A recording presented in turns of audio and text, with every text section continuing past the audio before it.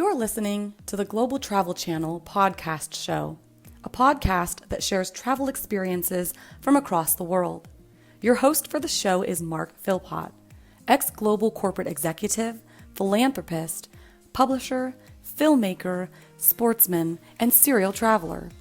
Mark sits down with guests from across the world and talks about their up-close and personal travel experiences.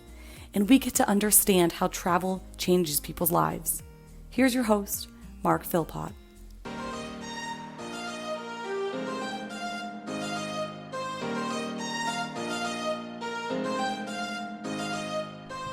Hello everyone, it's Mark Philpott, your host, and welcome to the Global Travel Channel podcast show. I'm excited to be back. We've got a fantastic episode lined up for you today.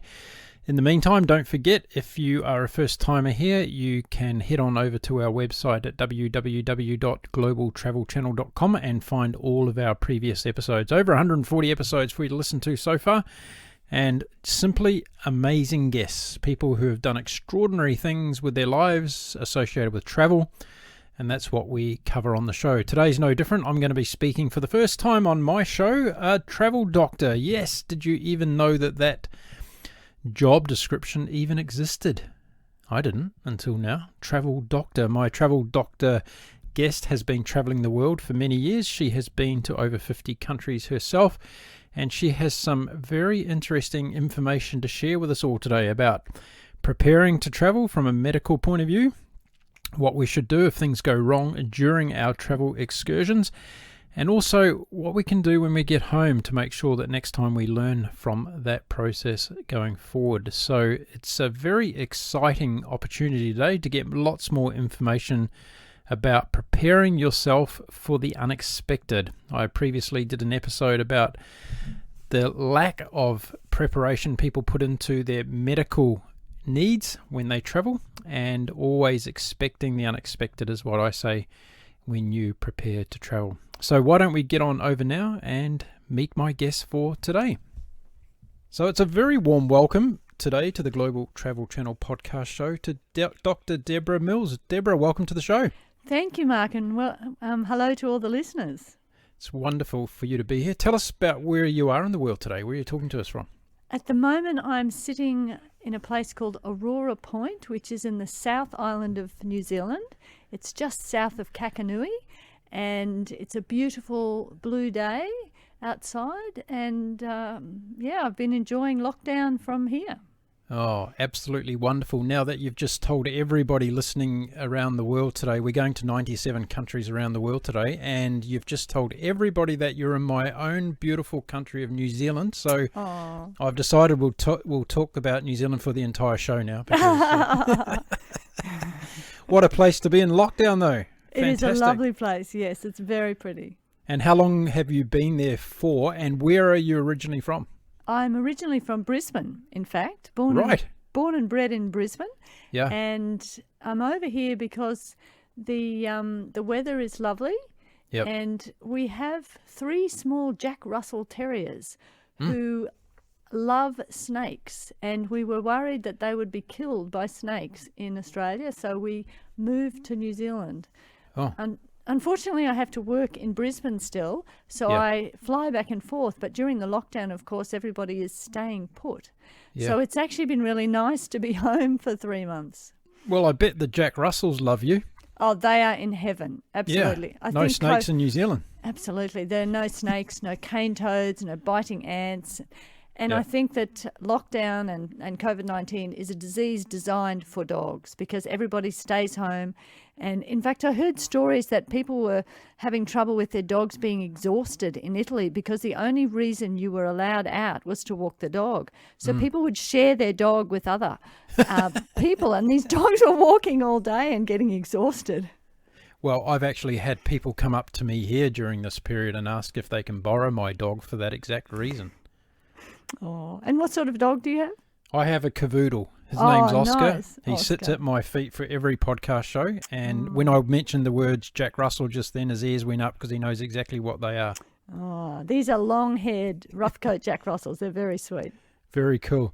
Now, just before we got on, we were talking about podcast equipment and all the rest of it. You just got yourself a new microphone and a set of headphones for the show. I did. I've been meaning to get them for a while, and so I'm very excited that they seem to be working very well. And I was telling you that when I went through medical school, one of our lecturers, he lectured in physiology and hearing, and he said one of the great sadnesses in life is that by the time you are able to afford the very best audio equipment, you often don't have the ears that will allow you to hear the difference, which is really sad. That's why little kids, teenagers can hear phone rings that the teachers cannot hear. Well, it's funny you say that, because since I've been doing this podcast thing, I've recognised something that I learnt a number of years ago about my own hearing, and that was while I was living in Singapore, I had the opportunity to go to the Singapore Air Force, Singapore Air Force Medical Centre. And I knew somebody who knew somebody, and I got in there and they actually did a hearing test on me in the sound booth where they do all the pilots testing on their hearing.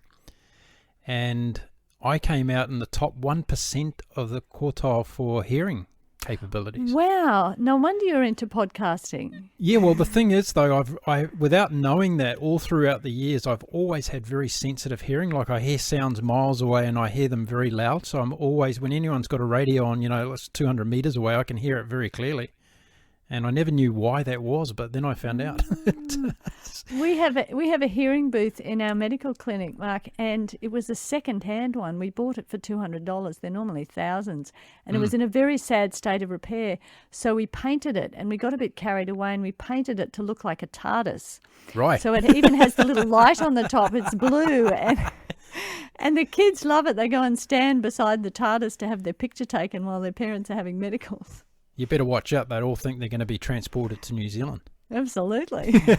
Now, we're going to talk a lot about doctor stuff today, but before we get there, I always offer my guests the opportunity to dedicate their show to someone special in their life. So who would you like to dedicate your show to today? Look, I think I'd like to dedicate it to my dad. Mm-hmm. He is unfortunately not with us anymore, but he really is a kind of beacon for my life. He was always a great one for do the best you can, and he helped me through my young years, so yes, I'd like to dedicate it to him. Beautiful. What was your father's name? John Mills. John Mills. There you go. Do you know that I've got a great uncle called John Mills? There you go. It's not an uncommon name. It's not at all. Now, you're the first doctor I've had on my show, so you're groundbreaking, and you're going to be setting a benchmark, so no pressure on you whatsoever. What type of doctor are you? Well, I am a travel doctor, and I'm very lucky because when I went through medical school, I did not have any idea that this job was available. If someone had told me, I probably would have said, yes, please. I went on a lot of trips. When I was 15, my mother took me out of school early because she wanted to take us to New Zealand, in fact.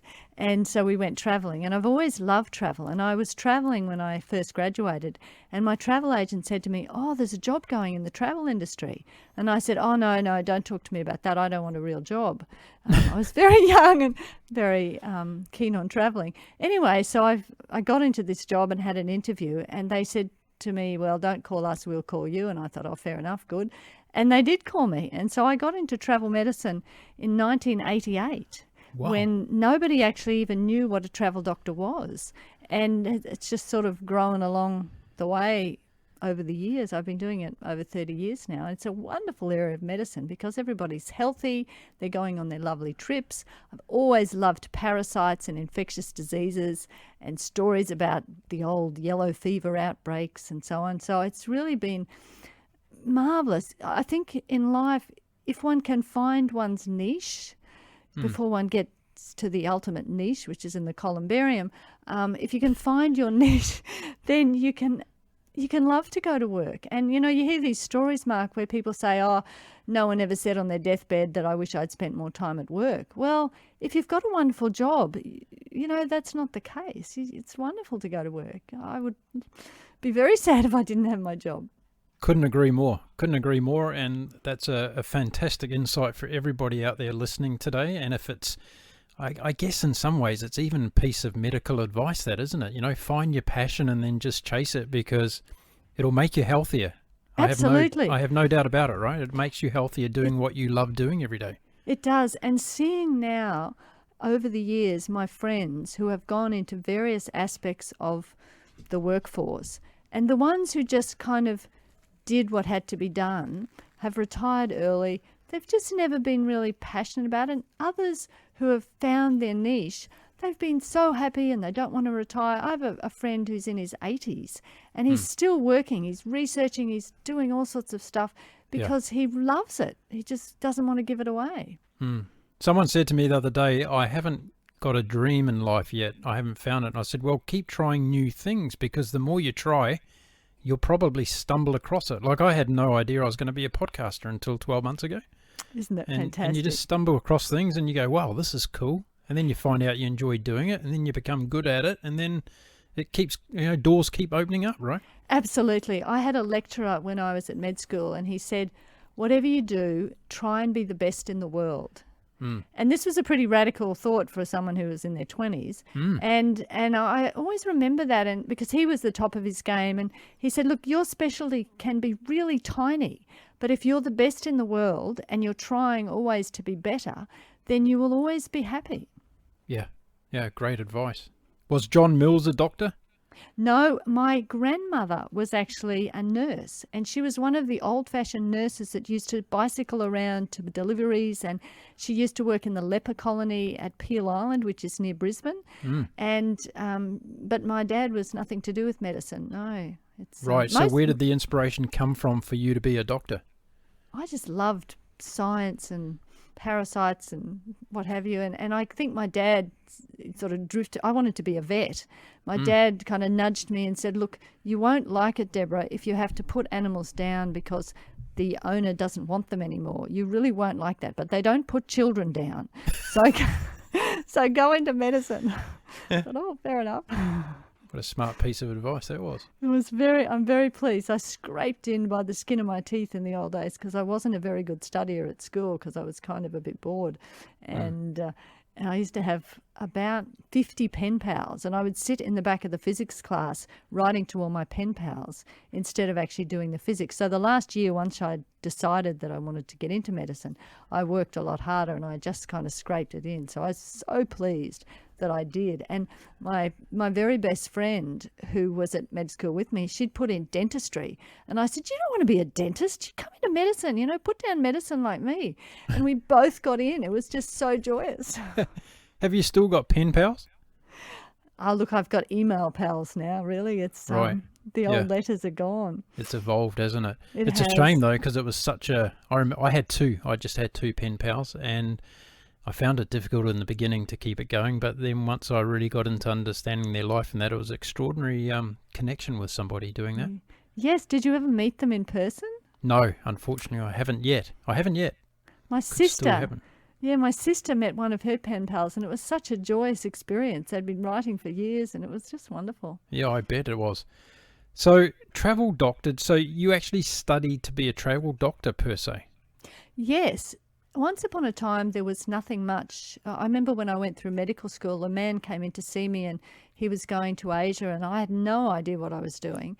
And we gave him a few needles, and to this day, I hope he was okay. The travel medicine specialty has evolved enormously over the last 30 years, and there are now books on traveller's diarrhea that are 2 inches thick. There is a lot more research being done, and travel medicine is basically about looking after people before they go and when they come back. So before they go, it might be things like vaccinations and malaria pills and information and education about how to stay healthy when they travel. And then when they come back, if they have some sort of odd disease, then I would look after that as well. So it's a really interesting area of medicine. Some of it's preventative health and some of it's sort of treating. What star sign are you, a Virgo? I think I'm a Taurus. You're a Taurus. Okay. Taurus, yes. So it's either a Taurus or a Virgo for doctors. Oh, is it? I see. Did you know that? No, I haven't spent a lot of time studying that aspect of things. 80% of doctors are Virgos. There you go. That's an extraordinary high rate. So every time I go to hospital, touch wood, it won't be in the not distant future, but every time I find myself there, I always ask the nurses and the doctors what star signs they are, and I've been doing my own research over the last 15 years. Research is very good. And the majority of nurses are Virgos, I found out. There you go. Caring people. So there we go. Now, that first overseas trip you did, you went to New Zealand, you said? Yes, went with my mum and my sister, and we did the usual things around New Zealand. And I remember there was a lady called Mrs. Wee, and she had contact lenses, and she lost the contact lenses, one of the contact lenses, while she was away, and she didn't bring any spare. And I remember thinking, gosh, that doesn't seem very well organised. And so she couldn't see half the time, which was very, very sad. Especially going to New Zealand, yeah. So what impact did that first trip out of Australia have on you when you went to the beautiful land of the long white cloud? What kind of happened internally with your emotions and everything going to New Zealand? Look, I think that there's a man called Sir Richard Francis Burton, who is the one who discovered the lakes in Africa. He was the very first person to do a pilgrimage to Mecca, and he discovered the source of the Nile.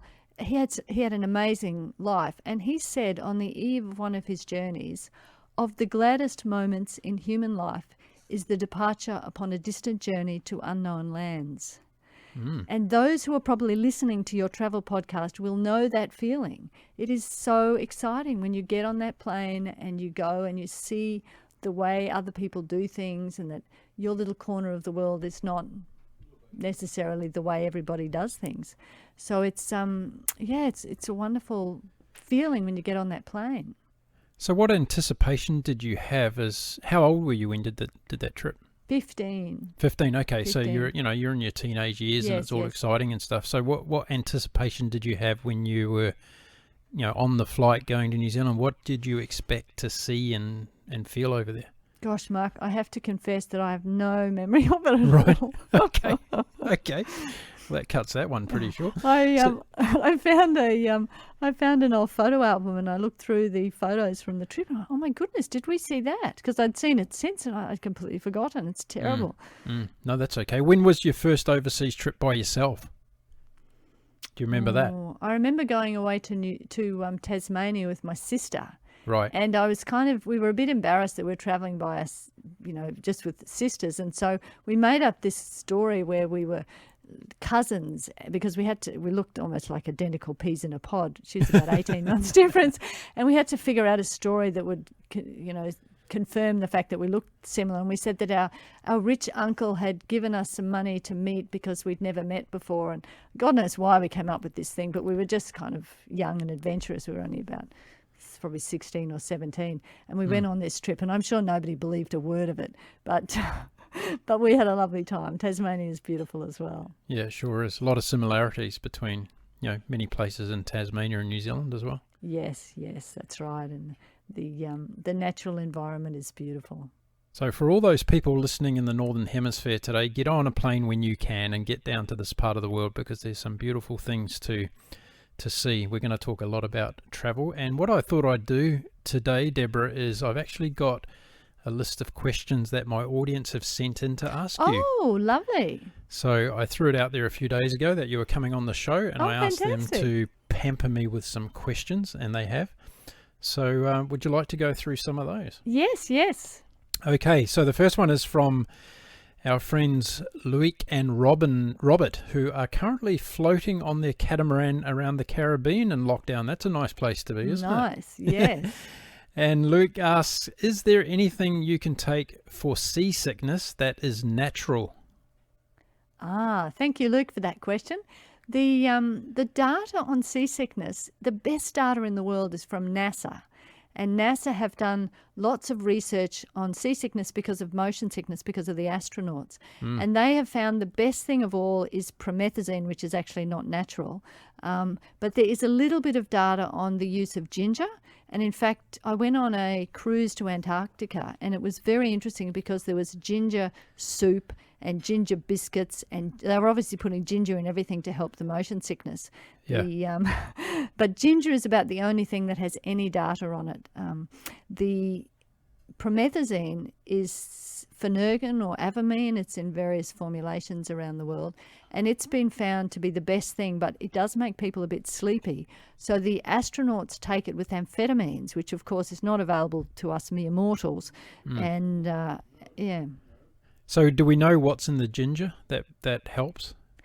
No, I don't think we do. I don't think enough research has been done into it. There's probably no drug company making money out of it, so there's no no incentive. Yeah, it's a shame, isn't it? It's funny because I've also got two other audience members today, Luisa from Mexico and Elaine from Canada, who asked also about seasickness and motion sickness. So a lot of people out there who are suffering from it, and Elaine actually came up with the comment there, does ginger aid against motion sickness, car, sea or plane? So there you go, Elaine. You've just heard it from Deborah that there is some data out there. Absolutely. To suggest that it does help. There are lots of medications around. The things that don't work are actually quite interesting. Things like Stemetil, which is classically used for vomiting, doesn't work against motion sickness. Yeah. And Zofran, which is another medication on Danstron, which is used for people who have cancer and they've got really bad vomiting, that also does not work against motion sickness. It needs to be working on a particular part of the brain, and those medications don't. Okay. So, and people take Quells. The trouble with Quells is it's very short acting. It doesn't last very long in the bloodstream, so you've got to keep taking it. Whereas things like Phenergan, you take one the night before, and you sleep through the sleepiness, and then the next day the motion sickness effects are still working. So it's really the best thing. The other interesting thing about motion sickness for people who are living on boats is you can get this thing called reverse motion sickness, where when you get back on shore, you have that sort of sea leg still and you feel like everything's moving. Now, if that doesn't settle within a couple of days, it needs to be treated very quickly, because otherwise your brain continues to have those sensations for a very long time. And once it sets in, it's very hard to treat. So if you get those symptoms after you've been ashore for a couple of days and they're persisting, you really need to go see someone and get that sorted, because otherwise it will persist and be miserable. That's really interesting. Is this a common thing amongst the, sailing racing community?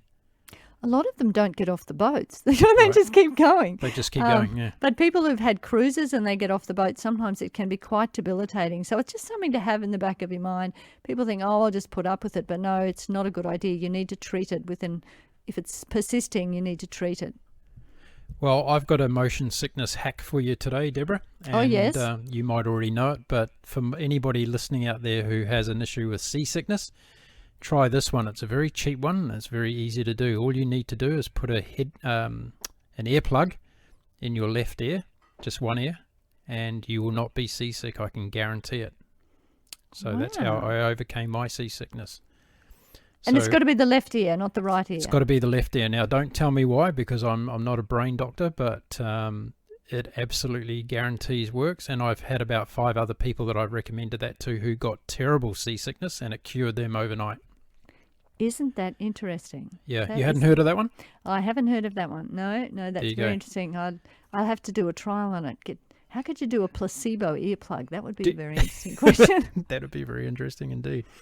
Okay, the next question ironically comes from Michael in New Zealand. So he's up there in Auckland, which is in the North Island, of course, and he asks you, I've been flying for business for over 20 years and I travel all around the world. I get done by jet lag every time. Have you got a remedy for me? This is a very good question. Jet lag is a miserable business. Look, there is a lot of work being done on this, and there are a couple of things that help you adjust to the new time zone more quickly. One of them is light. And there are now, when they did the big Qantas flight to England without stopovers, they actually shone the light at particular times to help people get over their jet lag. So light will help. And if you arrive in a new country, what they say is have a walk, go out in the sunshine so you get lots of light. Don't have a sleep. Don't go to sleep unless it's a 10, 15-minute sleep, because what you need to do is you need to powerfully give messages to your body that this is the new time zone. So you eat at the right time, you sleep at the right time, you get light at the right time. And interestingly, food has an effect on your jet lag. So if you are eating in the middle of the night, your body has got this mixed message. It doesn't know whether it's, night or morning. So if you eat when it's night where you're going a couple of days beforehand, or get light when it's night where you're going, that is said to help, but it's logistically very difficult. But there are apps now that you can get which will help you start adjusting to the time zone before you go. But it's, it's quite complicated. Most people, what I say is, give yourself 24 hours rest when you arrive, because you're a human and humans suffer from jet lag. So there's no really magic cure. There are a couple of medications which are quite good. There's one called melatonin. Yeah. Melatonin is the hormone of darkness, and it basically rises in your blood when it gets dark. So you can artificially give yourself melatonin to help mimic that process. And if you can't get melatonin, then temazepam, which is a classic sleeping pill, will help you get to sleep when it's night where you're going. So that will help you just get into the new time zone a bit more quickly. I love that, the hormone of darkness. Hormone of darkness, yeah, yes. That's great. That's a good tagline to have if you're melatonin. Absolutely. And of course, in America, you can go into the shops there and buy it without a prescription. You just walk in, I'll have 10 packets, please. Yeah. Now, these things that you're suggesting for both, motion sickness and also for jet lag, is it a case that we're also unique in that respect from a physiological point of view, that some things will work for some people and they won't work for others? Yeah. Yes, absolutely. The system of each person is a little different. When they did the studies on the melatonin, a third of people got much better, a third kind of got a little bit better, and a third it didn't really help at all. So not everything works for every person. So again, it's going back to trial and error and see what works for you. If the earplug in the ear doesn't work for you, don't crucify me, because it does work for some other people. Look, I think we all have to be little scientists and we have to experiment. Yeah, that's a great idea. But just don't inject yourself with detergent. Oh, bleach. That's not a good idea. No. Okay. Dear. So the next question, moving right along, the next question is from Anna in Stockholm, which is such a beautiful place, and it'd be lovely to be up there at this time of the year. Anna says, Mark spoke on a previous show about medical kits and having a medical kit when you travel. What are the most important items you would recommend to have in a medical kit that you are legally allowed to travel with? That's a good point. That's a great question. Yes, thank you, Anna. The first thing is that whatever you carry, you need a letter that says you're carrying medication on doctor's advice. So when you go through customs with these little things, nobody is going to get worried. There was a lady some years ago who was traveling in Greece with headache tablets. They were a type of codeine, like heroin, and she had got these in Nepal and perfectly legally acquired where she was, but when she got to Greece it was not looked upon very favourably, and she spent 2 or 3 days in a Greek jail. Eventually they apologised and said, we're really sorry. Her father brought out some information. He actually came to see me in the clinic and said, my daughter's in jail in Greece, can you do something? And so we gave her lots of documentation. She wasn't my patient, but anyway, so she got out of jail. But oh God, I've just lost my train of thought. What was the question? That's all right. About what are the most important items? The medical kit. Oh, yes. So you've got to have a letter. You've got to have a letter to put in the medical kit to prove that it's okay to carry it. Now, we know that what happens to people when they travel are 4 main things. People get stomach problems, they get respiratory problems, they get pain, and they get wounds. There's lots of other things as well, but they're the 4 biggies. So they're the things you need to have in your medical kit. Now, the treatment for diarrhea, the best thing to take is an antibiotic, and which antibiotic depends on which country you're going to visit, and a blocker. So things like Imodium or Lomotil, we prefer Imodium or loperamide, that's more effective. And the idea is that if you get really bad diarrhea, you take an antibiotic plus the blocker, and the antibiotic kills the germ, and the blocker holds it in so that the antibiotic has more time to work. Right. So that combination will treat an awful lot of diarrhea. Yep. And so they're the first 2 things that go in the medical kit. Absolutely, first 2 things. Yep. The respiratory treatments, a lot of it is your personal preference. So things like treatments for runny noses, treatments for cough, sore throat, lozenges. We did a survey on what people used in their medical kit, and it was amazing how many people said we wished we'd taken more lozenges. So that's a good one to know about. And now, when you said, sorry, Deborah, I just wanted to ask you as we go here, when you said you asked people what they had in their medical kit, how many people actually have a medical kit? Well, we were dealing with a very skewed sample because we had our patients who we'd given a medical kit to, and we said, what did you use? So they were about 400 people we surveyed. But okay. I would guess only about 10% of our patients take a medical kit. And I think the numbers of people who go to a travel clinic is only about 1 in 20. So probably the number of medical kits going with people is very small. But most of the people, when I say, look, you know, we would recommend you take a medical kit, I think they look at me as if I'm some sort of used car salesman. But once they've actually travelled with the medical kit, people won't travel without it. The number of people who have said to me, Dr. Deb, someone on my trip got sick and they rifled through my medical kit and they were so happy that it treated their condition that they will always take a medical kit in future. So it's a very useful thing. It's like shoes. You don't travel without a medical kit. You just always have a medical kit with you. Yeah, great advice, because I did a show on this, some time ago, and I kind of brought it up as the number one travel tip that people basically ignore. And I found out from that show that probably 99% of my audience don't travel with a medical kit. And I got so many emails and letters and social media pings about this, and people saying, gosh, I'm a parent who's just had a young baby and we're traveling and I need to have a medical kit. So it really is something that's an overthought, I think, from many people. Absolutely. People don't think of it. And kids, travelling with kids, you just do not leave the country without ondansetron. Yeah. Ondansetron is fabulous stuff because it stops kids going to hospital. Yeah. It's just marvellous. It's a wafer. They have a tiny little dose if they're tiny little kids, and it stops the vomiting so you can get fluids in. It's just so useful. Brilliant. So what else have we got in our medical kit? So we've got the diarrhea stuff, we've got the respiratory stuff. We need to take medications for pain, and I usually suggest Panadol and Nurofen or one of the ibuprofens. The thing with the ibuprofens and Nurofens, if you're going into countries where there is dengue fever, you don't want to take aspirin or ibuprofen. You really need to stick to Panadol. So this is where having good advice about where you're going and what the local diseases are has an impact on what medication you're going to take in your medical kit. So it really is quite important to get the basic kit, but also to get some specialised advice about the health risks in the local country. Is there a lot of information online that people can easily find about country-specific information where it comes to diseases and things? Look, it's quite difficult. It's a common question we get, what shots do I need for this country? And you can get some very good information from the CDC. They have a very good website. They used to be marvellous. They've kind of been crippled a little bit of late. But they have quite good information about what diseases occur in which country. But really, people need to see someone with travel medicine expertise, like a doctor, to get the specifics of what they would need for their country.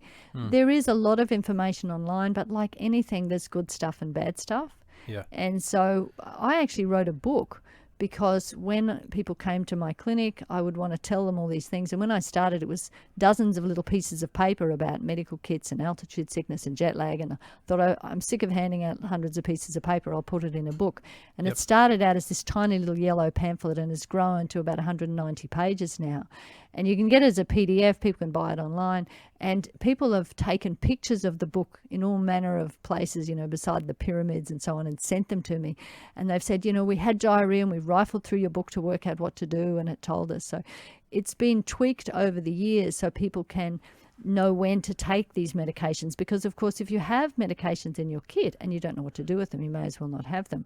Yeah. And I learnt this lesson from my brother years ago, because he went travelling and I said, here's some medications, and I scrawled on it, for diarrhea, for this, for that. And he came back and threw them at me and said, or threw them down on the bench and said, I had no idea what I was supposed to do with this stuff. So now what I recommend is you have all the instructions, you have each thing labelled. You need to have labels on them so that you can get through customs with them, but it needs to say what they are, what they do, what the dose is. People can treat a lot of stuff themselves without necessarily needing a doctor. In some parts of the world, it's impossible to see a doctor. Simple things can be treated quite efficiently as long as you've got the right information. And more complicated things like antibiotics, well, then you need to really seek advice about that. Now, I'm going to put you on the spot. Have we got a couple of copies of your book we can give away to listeners today? Sure, absolutely. We've got PDFs, which are very easy. We can just shoot them out to people.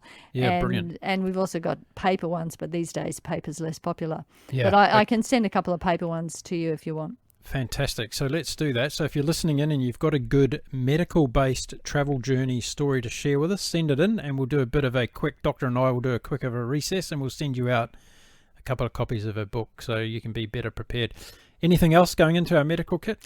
Well, then we add the things that people would normally take with them. So if you've got heart problems, you need your heart pills. If you've got kidney problems. Women might have thrush or bladder infections, and you need to take things for those particular conditions. So you need to customise it based on your own medical history and the destination you're going to.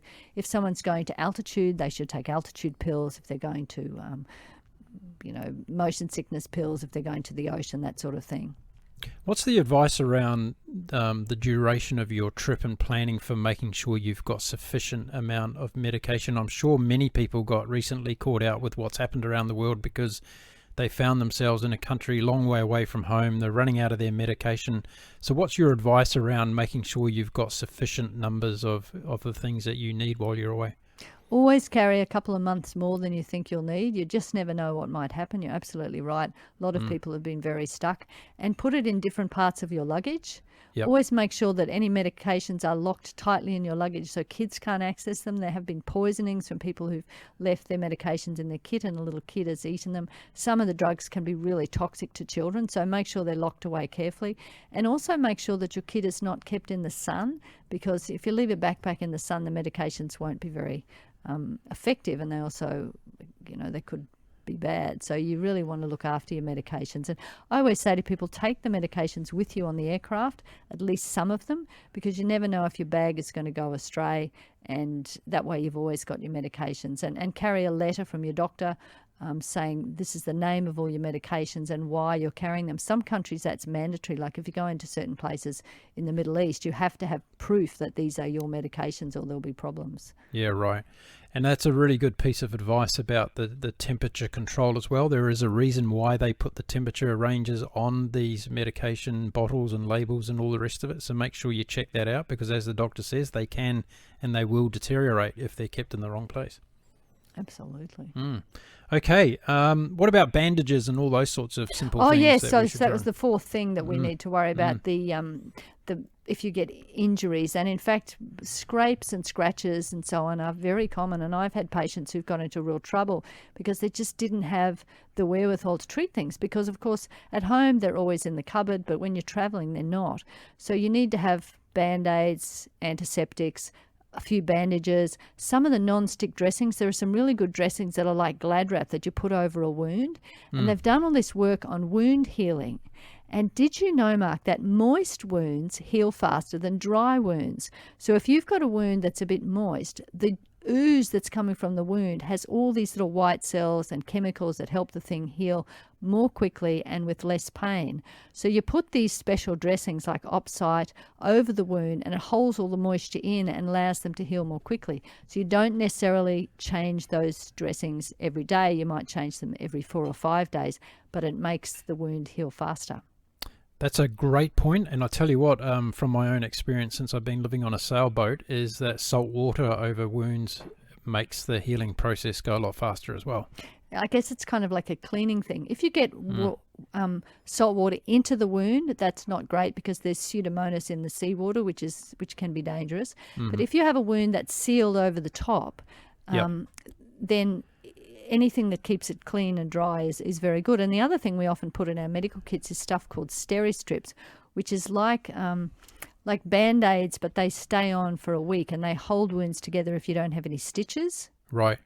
And the other thing which is really cool to know about is if you have a wound which is gaping, it's not too deep, and you need to hold it closed and it's on fingers and so on, you can actually put super glue over the wound if you're really stuck. Now, it's critically important you do not allow the super glue to get into the wound or it will not heal. But if you need something to hold the wound together and you're really in straits, you can actually put super glue over the top of the wound. And you know what it's like with super glue. It takes a couple of days to come off and it will hold wounds together. And they have this special medical super glue called histoacryl, which you can take. And some of our surfers take that sort of thing with them.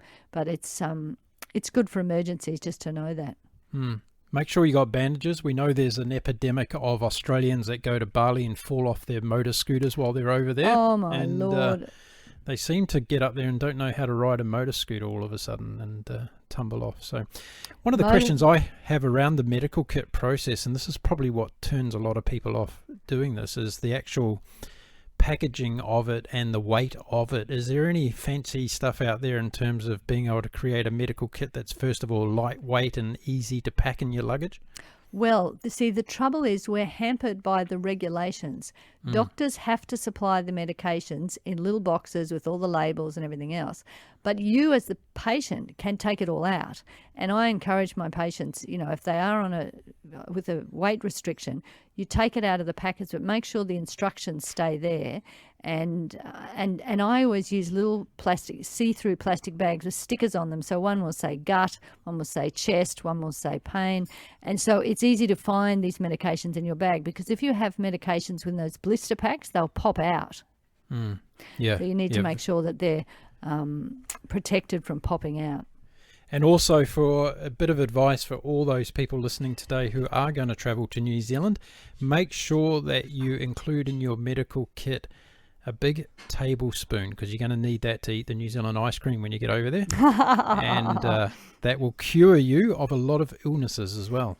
It's got medicinal properties in it. New Zealand and the honey too. Honey as well. Okay, on to our next question. Stuart from Southampton in the UK. He asks, what's the worst country you have visited, you being you, Doctor, yes, in your life when it comes to medical centres and support and facilities, etc.? Look, that's a very good question. I would have to say Morocco. Whenever I go to a country, I go to the people there and I say, look, can I go and visit the hospital? Can I check things out? Morocco was very difficult because they wouldn't let me go. They said, oh, no, you can't see the hospitals. So I may be being cruel to Morocco because I haven't actually been into there. But but it was such an odd reaction. Everywhere I've been, all over the world, doctors love to talk to other doctors. But on this particular occasion, they said, oh, no, we can't go in there. And I tried to take pictures of some of the motorbikes zooming through the souks, and the guy just about, arrested me because, oh, no, you can't take pictures like that. It was a very odd experience, really. Yeah, bizarre. Okay, well, don't get sick in Morocco. That's the underlying message there. I think the message is always have travel insurance, because most countries have rich people which will have access to good medical care. And if you've got good travel insurance and you've got a phone number that you can ring as a hotline, you'll be able to find those good doctors. It's surprising how good some of the medical care is in these places if you know where to look, go to the right places. This is something I spoke about in my previous show as well. I talked about making sure that you've done a bit of research on the countries and the cities you're going to, so you've got the emergency phone numbers and you know where the nearest hospital potentially is to where you're staying, whether it be a hotel or an Airbnb or whatever. It doesn't matter. Do you carry your blood type on you when you travel?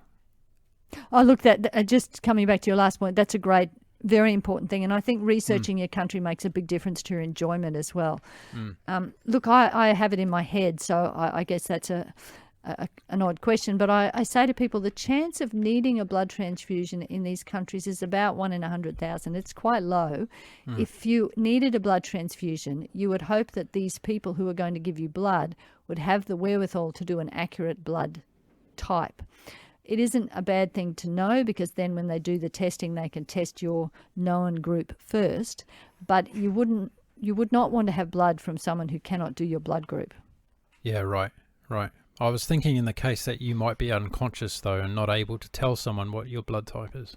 Yes. Look, I think it's useful if you are travelling with others, if you all know each other's blood group, because if necessary, you could probably give each other blood. Like if everyone is A positive, then you could get blood from someone else. And in some countries where you're living somewhere, they'll often have like a walking blood bank, so they'll know who has which blood group, and if needed, they will get someone to come in and donate. Right. The question of blood is very difficult because of the AIDS and hepatitis C. And Yep. Yeah. Okay. Have you been to Siem Reap in Cambodia? I have. Have you been to the free hospital? No, I didn't go to the free hospital. No. Okay. Dr. Richter, who's from Switzerland, is an amazing human being. He's been living in Cambodia for the good part of 30 years, and he started a free hospital in Siem Reap.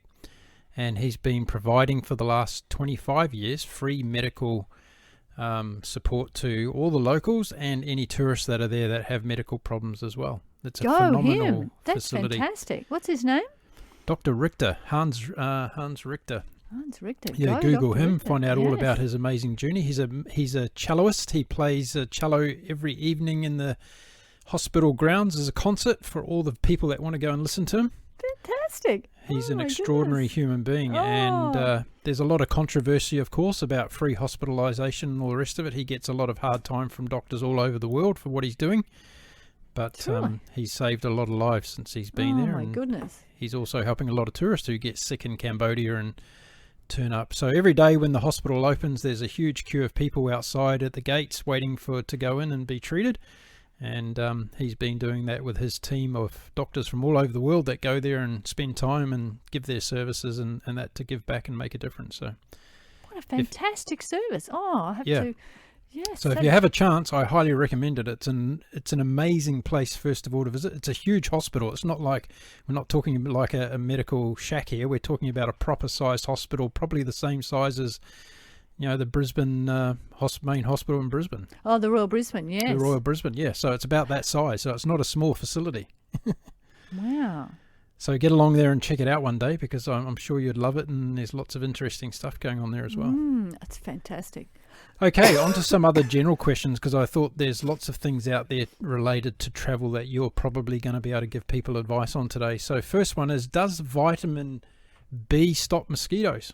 This is a very good question, because often chemists will sell this stuff and it kind of implies that it stops mosquito bites, but it doesn't. It actually just stops them feeling itchy, so they don't feel as bad, and you may not know that you've been bitten, but you can still catch diseases like dengue fever and filariasis and Ross River and all the rest of it. So vitamin B may help if you're allergic, but it's not going to stop the mosquitoes biting you. I'll give a tip on this one as well. Stop eating sugar. Well, there's a lot of reasons to stop eating sugar. But I used to be the first attacked all the time. I lived in Singapore for 7 years and used to travel extensively through Indochina, and I was always the first attacked. I got dengue fever, in fact, and it was because I was a sugar addict back in the day, and I'm sure it's because of all that lovely sugar I had inside of me that I was the first target for the mosquitoes. Interestingly, Mark, there's actually now a vaccine against dengue fever. So one of the problems with dengue is if you've caught it the first time, you don't get horribly sick. I mean, people do get sick, but most people don't get terribly sick the first time. But then the second time they get very, very sick and can even die. Right. And so they've had a problem in that what do you do with these people who've had dengue the first time? Can they still travel? Can they go to these wonderful places? And I have people who, they've got a house in Bali, they've had dengue once, they don't want to get it twice. And there is now a vaccine available for those people who have had dengue documented the first time. And then they can have a vaccine that basically gives them all the second and third and fourth attacks, so they don't get dengue again. Right. And unfortunately, it's really expensive, but and it's used a lot by the workers. But it's a very useful thing to be aware of, because it's not a general vaccine. It's not in the chemist. You have to get it from special travel clinics. But it is good to know that it's available. Yeah, absolutely. Okay, on to the next question, and this one sounds like it should be in a Friday night pub quiz, actually, this question. If you have to apply insect repellent and sunscreen, which do you put on first and why? So if you mix them, they don't work very well. That's the data. And what they recommend is that you put on the sunscreen, leave it for 15 minutes for it to work, because it has to bind with the tissues to work most effectively. And then a little bit later, you put on the insect repellent. So think of the insect repellent being closer to the mosquito. Okay, that's a good piece of advice. Now, what's your take on sunscreen? Because there's a lot of information out there, whether it be misleading or not, that sunscreen is in fact not good for us, and that it's got all these toxins inside it, and it's causing cancer and all the rest of it. What's your take on sunscreen? Look, I think that the trouble with sunscreen is that the best thing would be to not go in the sun, but that's not a very good solution, because people love going out in the sun. And if you go in the sun and you get melanomas and cancers and skin damage, well, then that's a big problem. And sunscreen, if you use it according to the guidelines, and literally there are billions of users of sunscreen, and you don't have a sunscreen that you've got an allergy to, then I think sunscreen is much safer than the alternative, which is to get a lot of these problems from too much sun. But is this something we're going to find out later on? Like there's obviously a very high profile case with Johnson & Johnson going on about a particular baby powder that's come out years later. Are we going to find the same thing with sunscreen in 10 or 20 years from now, that we've found that it's going to be causing all these problems? Look, I don't think so. I mean, I guess you can never be sure, but the thing with the skin is impervious. Nothing gets through the skin. If you eat sunscreen, it's obviously bad, but it's not going to get in. We know that the sun is really, really damaging because we've got lots and lots of data for that. And the number of people who've been using sunscreen means that we've got a very big sort of database, if you like, of users. And if there was anything going to happen, even if it was very rare, it would have come about by now. So I'm very confident that it's much more dangerous not to use sunscreen than to use it. But obviously you've got to try different sunscreens and still be careful in the sun, because too much sun, even with sunscreen on, isn't good. Yeah, true. Okay, next one we have here is, can tonic water stop malaria? Oh, this has been around for a very long time. Quinine is the thing that they used in the old days to stop malaria. And tonic water has quinine. So people had this idea that, well, maybe we'll just have a glass of tonic water a day. But you would have to drink 66 litres of tonic water a day to stop malaria. So there are better ways to do it than that.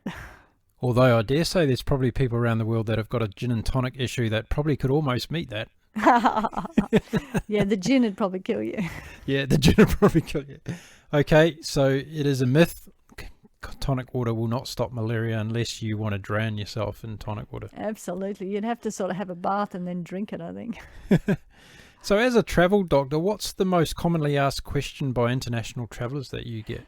Look, the most common question we get asked is, what shots do I need for this country? Because people want to know if they really need to bother going to the trouble of having all these vaccines. And what I say is, you've got to have your normal baby vaccines up to date. People are sometimes surprised that they need a measles booster. If in Australia you're born between 1966 and 1983, your routine childhood vaccines would probably only have included one dose of measles vaccine, and that's not enough to cover you for life. And there have been some spectacular outbreaks of people who've caught measles when they've travelled. There was one lady who was a cinema attendant in Bali, and she caught measles, and she came back and she gave it to 70-odd people. Wow. And some of them were in the cinema, some of them were around the shopping centre, etc. So measles is so incredibly contagious that you only have to be in a room and within 2 hours of a measles sufferer and you will get sick. So thank goodness COVID is not as infectious as that. Well, it's a good segue into the question I've got now, because we are living in new times really, and the world's going to look very different when we start getting out there and travel again. What's travel going to look like, do you think, as we move forward now and coming out of lockdown in many places and moving and getting the population of the world moving again? Oh, look, that's a very good question. I might just go back to the other question, which is, what shots do you need? So the three broad groups. You need to make sure that you've had your normal childhood vaccines. Right. If you're going to grubby countries, you generally need to get things like hepatitis A and typhoid. And then the other vaccines are more depending on where you're going. So there are some vaccines which are mandatory, like the yellow fever vaccine. Yep. And there are other vaccines which are just recommended, like rabies. So that's where people really need to get specialised advice. But generally speaking, start with getting your baby vaccines up to date and make sure that you've had chickenpox, because a lot of people haven't.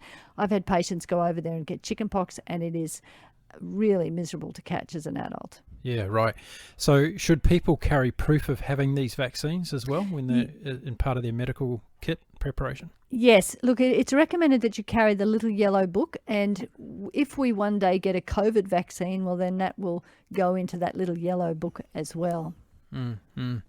I made a promise to all my listeners pre-COVID that I wasn't going to talk about this virus, and we were going to keep the podcast show upbeat and succinct with positive news. But now that we're starting to come out and we're talking about traveling again, I think it's relevant that particularly that you're on the show today to talk about what we think the new world's going to look like from a traveling point of view, and how are people going to be able to protect themselves. Look, I think this has been marvellous in a way. Like, obviously it's a disaster, but I think in terms of our future safety in travel, it's going to make some very positive changes. People often will say, oh, I came back from a trip and I had the flu, and they're not catching them on the planes. They're catching the flu in airports from other people. All of a sudden, it's going to be very socially unacceptable to walk around with your flu, sneezing and coughing on people. It's marvellous. People have been getting influenza on cruise boats. It's just been terrible. So I think that the infectious control procedures will be much, much better moving forward. There will be a lot more cleaning. They've got the Hilton Hotel have got this clean seal where they clean everything in the hotel room now. It used to be a bit, a little bit slap happy, shall we say, that people didn't clean. And they did this wonderful study on a boat once where they actually got someone to go in there, wash their hands and flick their hands with this special fluoro dye, and then they got the cleaners to come in to see whether the fluoro dye was still everywhere in the room, and it was. There are things which have been bad for years, and as a travel doctor I've been very worried about smorgasbords. I think the buffet will go, and I think there's no loss. I think that they did this wonderful some researchers in Japan did a wonderful experiment where they had a buffet and they got one person to put fluoro paint on their hands. Now, no one could see the fluoro paint on their hands, and they said, okay, guys, enjoy your buffet. And at the end of the buffet, they turned off the lights, and the ultraviolet light showed where this fluoro dye, this fluoro paint had been sort of moved around to, and it was absolutely everywhere, Mark. It was gruesome. It was on people's faces, it was on all the food, it was on the tables, on clothes. It was like a beacon of fluoro everywhere. Because this man had put his hands on the serving utensils, the next person had done that, then they touched their face, and this fluoro paint was a marker for fecal matter and COVID-19 and other diseases. So people worried that the buffet food is going to be unsafe, but I think it's the serving utensils. And there may be buffets where the local workers will serve you the food that you want, but sharing utensils willy-nilly with people is not a great idea. So I think things like that will change, and that will be marvellous. We will all get much healthier. I think that there'll be better systems in place for tracking people who are sick, and so I think those things will be real positives. And what about opening borders again? Like there's a lot of countries, there's a number of countries at the moment that are talking about travel bubbles and looking at how we can safely move between certain countries that either are at very low risk or they've even got their numbers right down into what they call a controllable level. Is this going to be the way the world opens again with these kind of travel bubbles? I think so. Or there may be immunity passports where people will prove that they're not infectious or they're not, they've had the disease. Things like Emirates and some of the airports in Vietnam, some of the airports in Vienna, in Austria, have been doing tests on people before or after they get off aircraft to make sure they don't have COVID-19. Yeah, right. And travel bubbles will be marvellous. Like New Zealand, within the next 3 weeks, they may be able to eradicate this virus and be declared COVID-free, which is going to be marvellous for the tourist industry because people will probably have to quarantine on the way in, but then they'll be able to just freely move around the country. So I think the countries that have managed to get this virus under control will do much better. Vietnam has done really well. They've had very few cases. Bhutan have had very few cases. Some countries have just locked down early and quickly and they've got this thing under control. So those countries will be the winners. Countries like the US and the UK, which have had a terrible time with this virus, will probably not be very popular. No one will want to go there and get sick. So I think they will take a lot longer to open. We probably will find that there'll be a vaccine and then people will be comfortable to go into those countries where there's a lot of virus circulating. And but for other countries, there's the Canary Islands have got a system now where if you want to go to the Canary Islands, which is a COVID-free zone, you have to prove that you've got no disease. And there was recently a study of some French hospital workers, and what they found was that these hospital workers had only been mildly sick, and they looked for antibody levels and they found that these people had very good antibody levels, which did neutralize the virus. So this is great news because it means that it's much more likely that we'll be able to get a vaccine, and it means that people who've had the disease will be fine and not get it again. Yeah, right. Okay. So kind of summarizing that up, you think the whole world's not going to be open again until we have a vaccine, so that those people from those countries that are highly infected today don't travel to places like New Zealand, who have got a low rate of infection or no infection at all, heading in that direction? You think that's going to be the case as we move forward? Look, I think there's certainly going to be elements of that. I think the other thing we might see is luxury quarantine. If you want to go to New Zealand, you might spend 2 weeks in some sort of luxury lockdown and then be released into the rest of the country. People love to travel. You know, travel is a marvellous experience. It teaches so much. It allows people to do business. It allows people to study. It has such great positives for humanity to travel, and it won't stop. People will find a way around this problem. They will work out how to do it safely, like they did with many other. You know, we had AIDS, and people have worked out how to get around that and how to live kind of with the virus. So I think we will find a way. Yeah, I see that as well. I think there's too much innovation and too much positivity in the world for us to sit around and be blocked away for too long. Absolutely. And the enormous amount of scientific endeavour going in the search for the vaccine is unprecedented.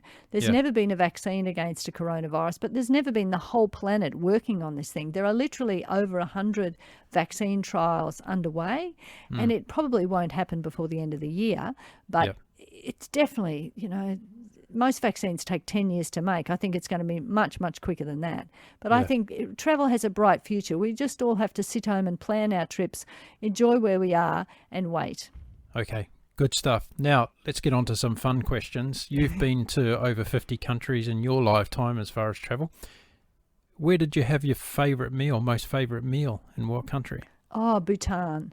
Bhutan? I love Bhutan. Oh, my goodness, it's a beautiful country. It is so picturesque. It's the country where gross national happiness is more important than gross national product. And they have this red rice and this fern. It's all chili and cheese and ferns, and it was just fabulous. It's delicious and so unusual.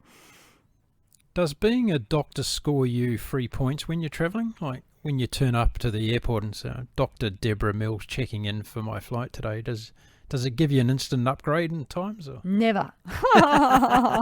Tragically, never. All it does is that, you know how when people fall over on the plane and they yell out, "Is there a doctor on the plane?" It's like, oh my God, I've got to go to work. Yeah, but you could be saving someone's life. Absolutely. No, I love doing it. You know, it's hardly said in jest. And there have been patients on planes who we've been able to help. So it's a wonderful gift to be able to help people in that way, and I love it. But no, we don't get any perks. Are doctors good patients when they get ill? Oh, terrible. Absolutely terrible. Because they're second-guessing everything. Oh, just awful. And they're looking at, you know, is this equipment clean? Is this clean? You know, we know too much. And in fact, in medical school, it was quite funny. In fourth year, we start learning all about the pathological processes that occur. And we're doing lots of stuff about cancers and things that no one's ever heard of, and they actually do a medical degree. And the medical officer for the university has a stream of medical students coming in there saying, I think I've got Hodgkin's disease. I've got these symptoms. I think I've got this. And he says, you must be in fourth year because you're just finding out about this. Because the doctors are terrors. So how has something like Dr. Google changed the way that we look at medical issues across the world? Has it become a real pain in the neck for you as a doctor that people are trying to self-diagnose by getting on Google all the time? No, I think it's been marvellous, because I think one of the difficulties with medicine is people are very uneducated about health and their body. If I was Lord and Master of the Universe, I would do a lot more at school and teaching people about their body and how it works and why it's so critical not to be overweight and so critical not to have too much sugar and salt and so on. You know, they would be drilled into children in their childhood. And I think that giving people more information is a great thing. The only problem is that I think at school we should be teaching people better how to assess the fake news, because otherwise people get wrong information and they do the wrong thing. So that, you know, like the anti-vaccine lobby, it sounds very compelling if you don't know what you're reading. And, you know, it can be a disaster. But generally speaking, I think it's a very positive step, because you can find out things about quite rare disease. And people find their rare diseases. If a disease is 1 in a million, sometimes diligent people will be able to find what's going on with their disease. There's some lovely stories about that. So I think, like anything, it has good aspects and bad aspects. Now, you've been a travel doctor for quite a while now, so over the years, how has the state of medical support across the globe changed for travellers? Massively better. Oh my goodness. People still have this idea that it's terrible everywhere, but in fact, the world is getting more organised, richer, medical services are getting better. The bottom billion, the really poor on the planet, are still having a pretty lousy time, but even they are being raised in terms of they can often access a bit more education, a bit more medical attention. Vaccination rates are going up and up and up.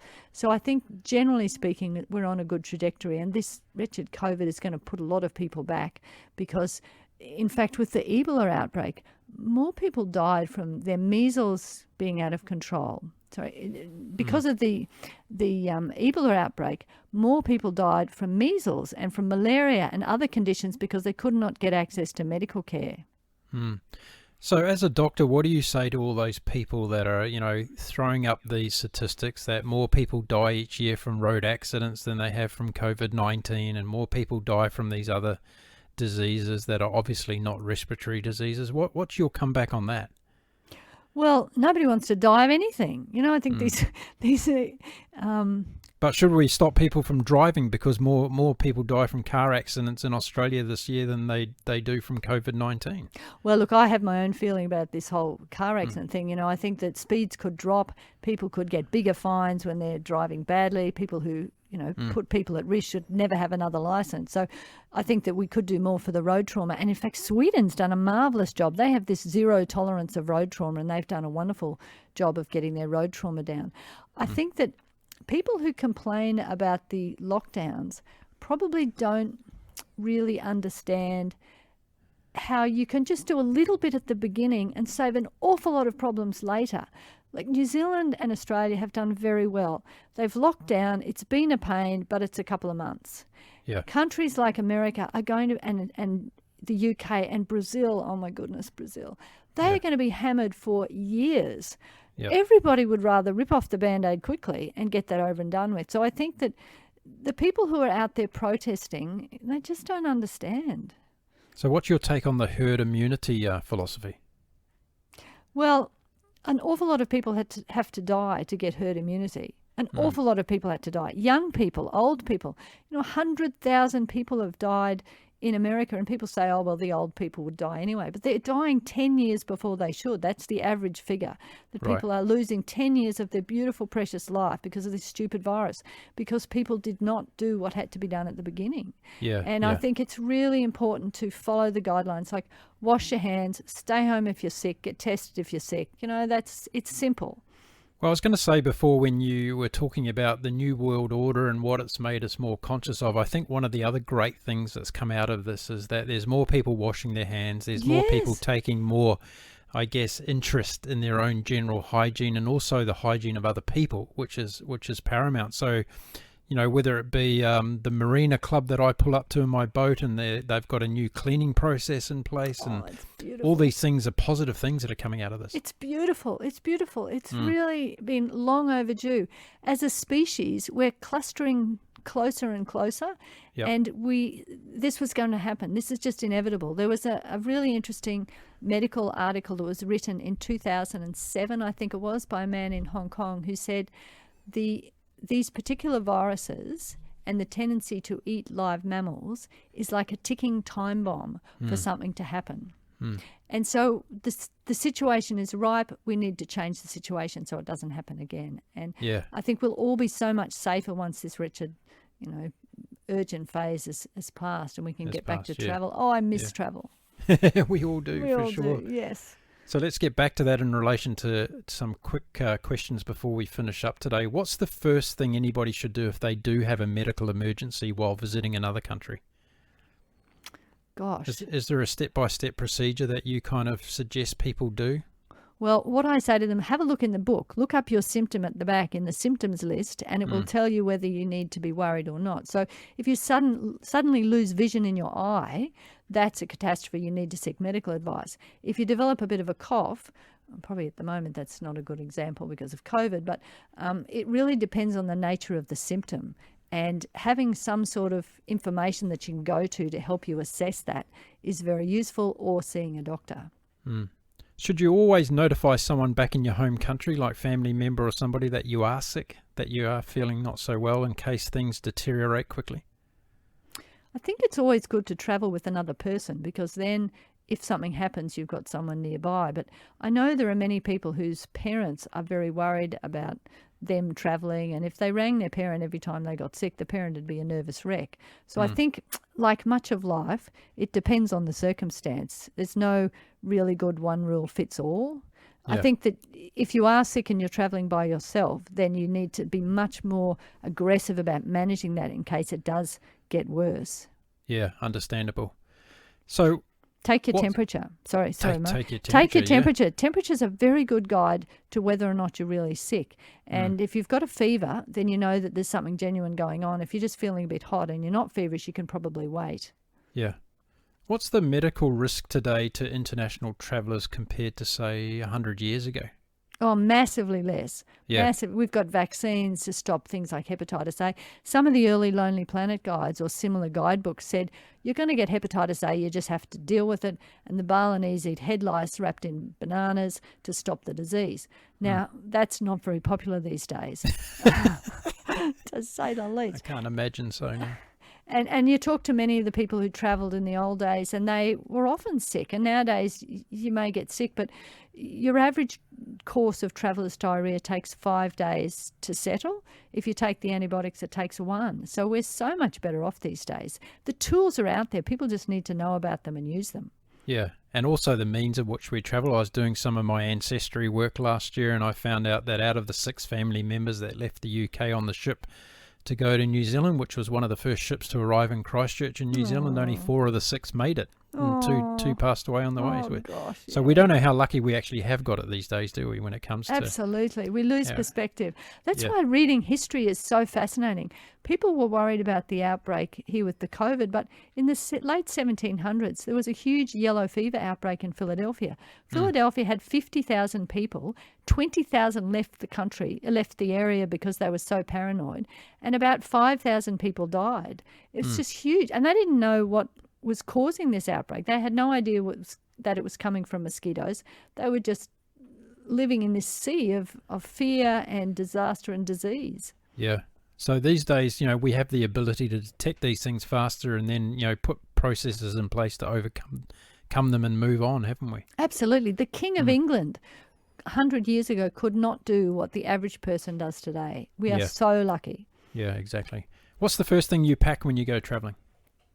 My medical kit. I knew you were going to say that. Oh, well, then probably my technology and all the cords and bits and pieces.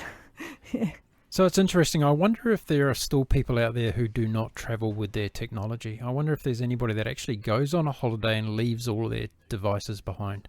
A lot of the school children do. They are not allowed to take phones and things. There are a lot of school trips now. When I was little, you'd go to Tallabudgera, which is like this little creek down the road, and that was your school excursion. Nowadays, these kids go to Borneo and they go to Burma and they go to Nepal, and it's just extraordinary. And those trips often will ban technology. Yeah, brilliant. They should start doing it for adults as well. Absolutely. What's up next for you as far as travelling once we can all get back out there again? What have you got planned on your bucket list? Oh, gosh. I'd really like to go to French Guiana. I've just always been fascinated by French-speaking countries, and I learned French, and so I'd really like to go there because there's lots of interesting history there.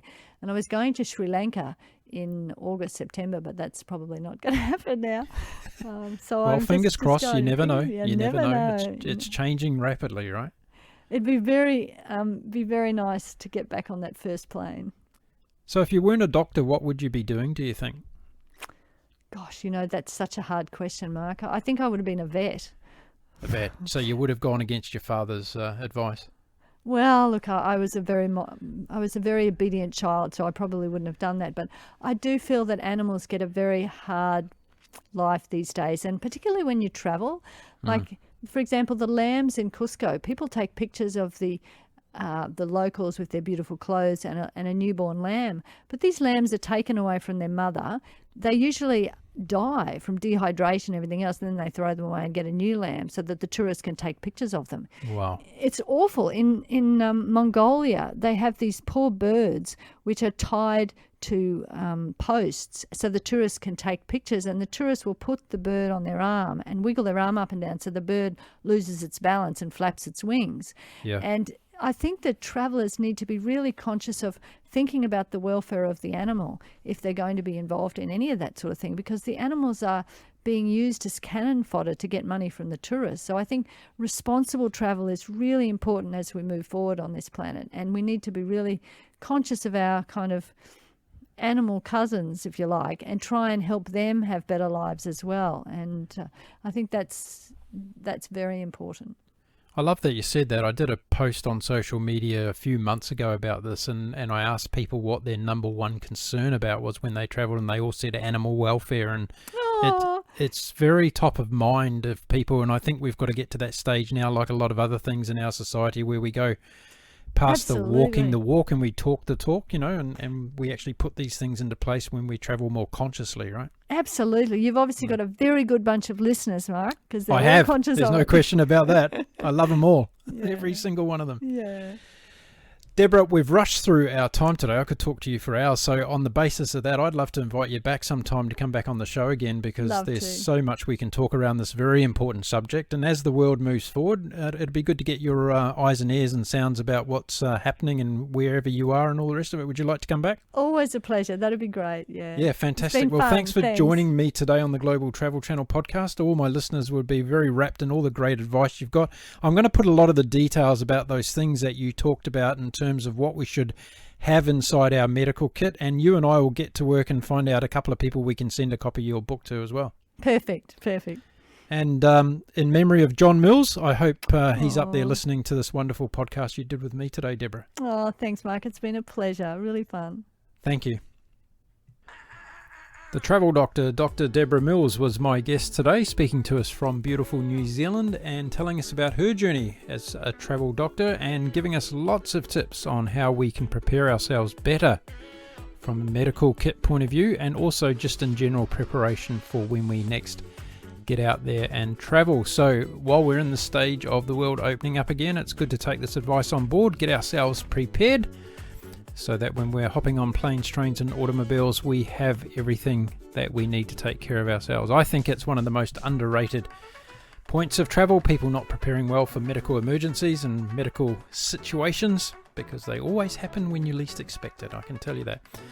So there we go, a great episode, and thank you, Deborah, for coming on the show. I would love to have you back and talk more about your personal experiences as well as travel advice for my listeners, and we'll make that happen in the not too distant future. If you're looking for more episodes from the Global Travel Channel, head on over to the website at www.globaltravelchannel.com. You'll find all of our previous episodes there. You can download our episodes from all the usual places like Apple Podcasts, Spotify, Stitcher, Castbox, iHeartRadio, the list goes on. They're all listed there on the website to make it easy for you.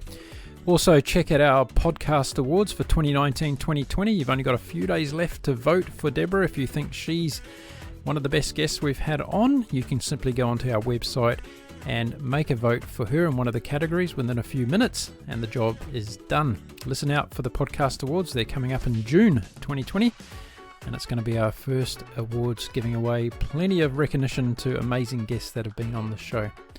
Okay, well, that's it for this particular episode. I'm already looking forward to coming back and doing the next one with you all. In the meantime, I hope you all stay safe and well. My name's been Mark Philpott. Until next time, be happy and keep safe.